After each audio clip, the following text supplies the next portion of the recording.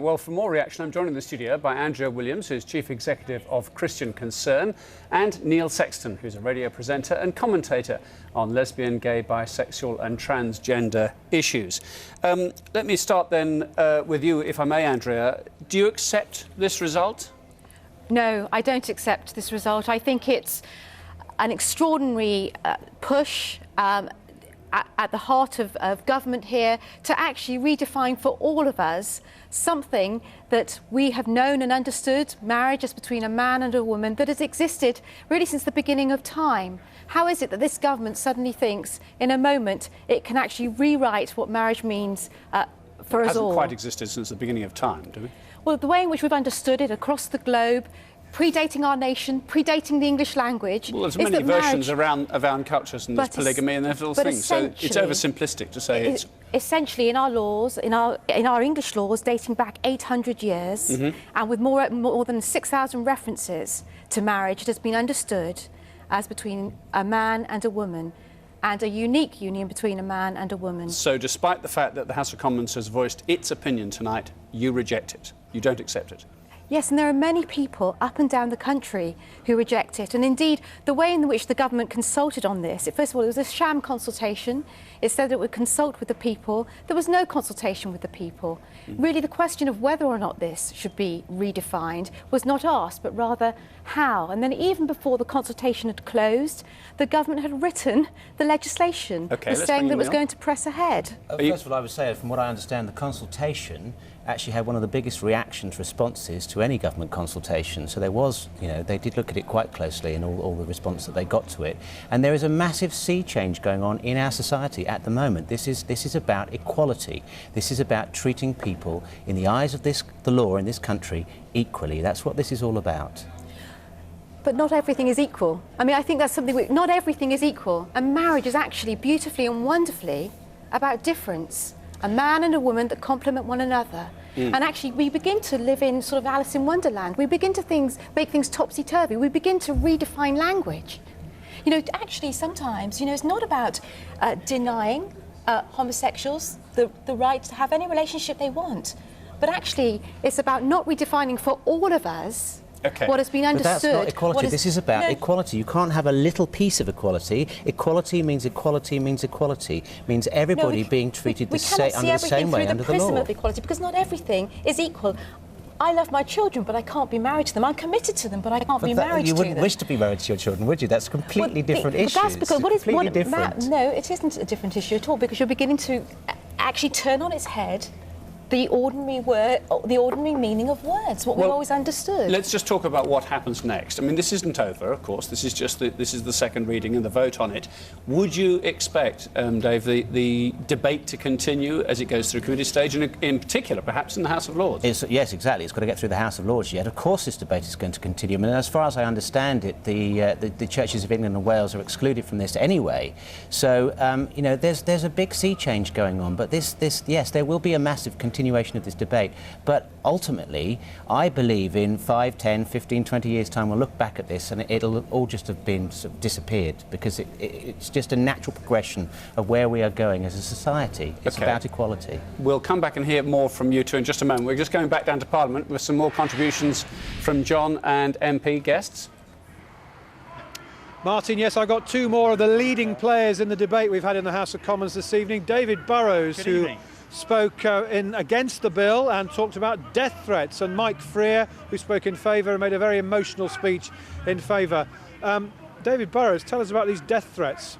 Yeah, I mean, I raised my head above the parapet last year, and sadly, as unfortunately is characterised in the margins of these type of debates, there was great hostility, hatred, which led also to death threats, and sadly, some of that has continued to the day. I wasn't alone; other colleagues have it. Mike will talk about the fact that this isn't exclusive to any one side of the argument. This hatred, sadly, does form part of the debate.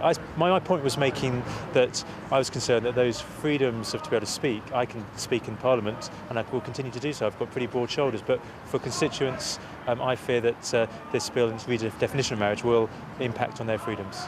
Now, Mike Freer, you made a very emotional speech in favour of the bill, but the numbers don't look great for supporters. OK, the vote was won, but there were more Conservatives against than were in favour. Now, where does that leave you? Well, the figures that I've seen I'm quite happy with. It's broadly 50-50 voting for and against, and in fact more people chose to not to vote against the Prime Minister than actually did vote against him, so I'm pleased with that result. And, and in terms of the going forward, I think that we have more work to do to win colleagues round. In fact, as we did on the civil partnership debate. I think your party should get you on by-election nights with that explanation of the figures. The fact is there were more Conservative MPs voted against than voted in favour. So among Conservative MPs, you're in the minority, which must damage the Prime Minister. I haven't seen the actual figures, but my understanding is that those voting for and those voting against were almost identical, with a number in between who chose to abstain.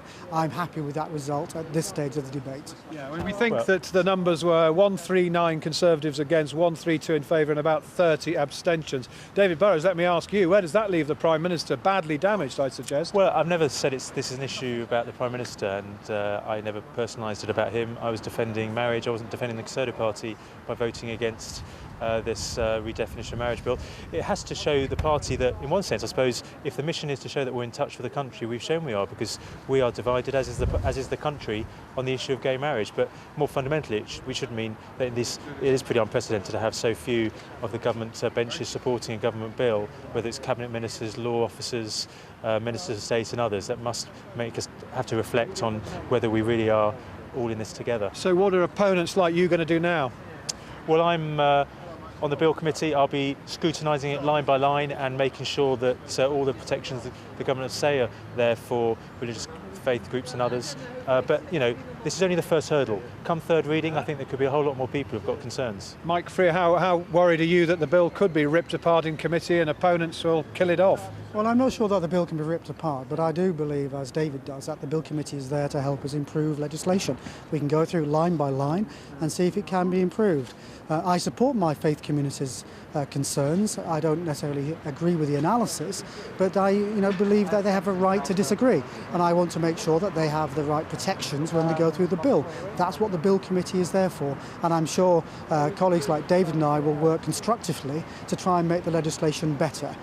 Whether we finally agree is yet to be seen. Mike Freer, David Burrows, thank you both very much. Martin, back to you.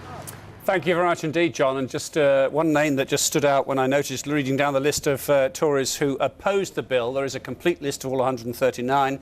One name stood out very early on in the alphabetical list was Adam Affray, who was, remember, a couple of weekends ago suggested to be a rival leader. He denied it completely, of course, and the story, if you like, has gone away. But he certainly voted against this David Cameron measure tonight. Now, Andrea Williams is in the studio with me, the Chief Executive of Christian Concern, and Neil Sexton as well. So a thought where we go from here, Andrea. Do you feel that the argument you're putting forward, that this is, if you like, an unnecessary measure, and you don't think it has a majority of public support, what are you going to do now? You failed to win the argument amongst a majority of MPs in the House of Commons. What can you do about the public at large and perhaps their lordships? Well, as David Burrows actually mentioned there, this is just the first hurdle, and he brought out the reality that there are already cases where people are finding that simply as a result of perhaps speaking out or having a possible conscientious objection to same-sex relationships or the practice of homosexuality, people find themselves actually in trouble with the law.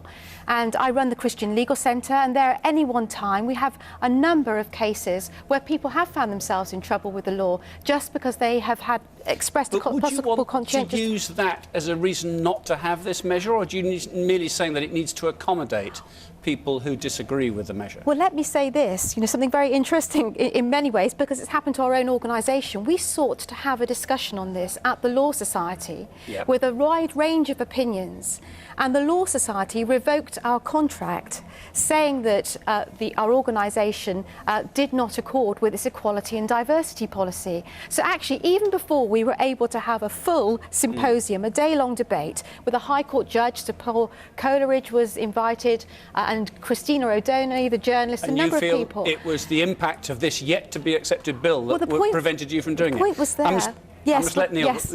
come in on this. On that same question of how the argument, if you feel it's won now and you can relax, the case has been made and you think people are going to be fairly relaxed about it, or do you think you need to engage? Well, first I'm going to say homosexuality is not a practice, it's a way of life. We're born this way.